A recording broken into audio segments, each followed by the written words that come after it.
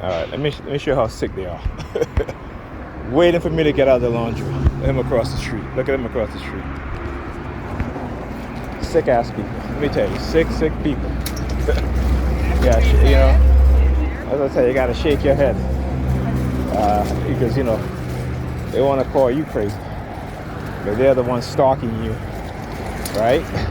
Waiting outside the laundromat, waiting outside your apartment building, waiting outside the store that you go to, right? Why? Do what? We understand as TIs we're being surveilled, but that's not the purpose. The purpose is to cause some sort of trauma, or to cause trauma, or to cause some, so they can label you with some mental illness. Well, they can't label me with a mental illness, and if they do, it's because of what they are doing to cause trauma. Now, when you suffer from trauma, it does affect you mentally, but remember, it is an external driven force that is doing it.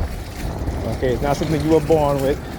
It's not some, here you go with the money again. See, okay, from time to time, they're always doing that, right? Why?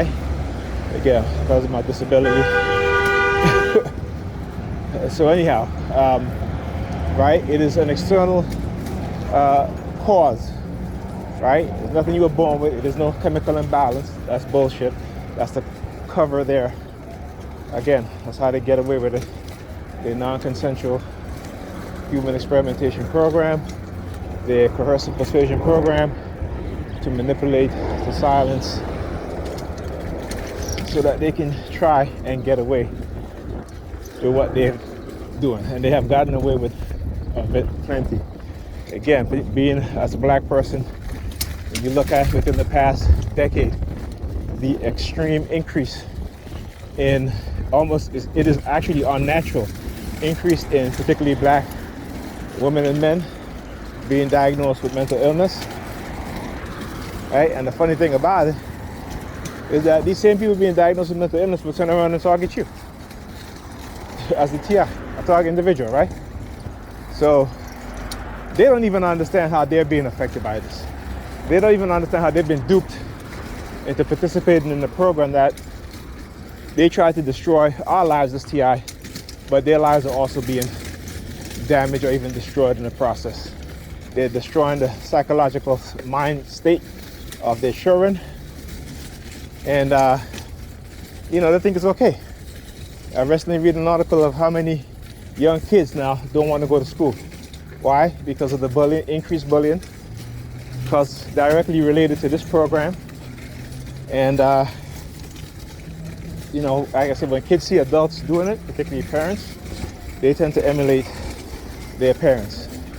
So understand that not only is this being done to us as TIs, but subconsciously they are damaging their own children's mind, and they don't even realize it. Why? Because they've been lied to, or they're being lied to by these so-called experts in the field of psychiatry, mostly white, racist psychiatrists and psychologists. Okay? And this is, again, we as black people, we tend to be so in love with whiteness that we want to participate in programs like this because we're so conditioned to believe in labels. Okay? This is what happened today, right? But many people don't realize that some of the greatest and intelligent people that ever lived didn't have a title. They didn't go to fancy colleges, expensive colleges, okay?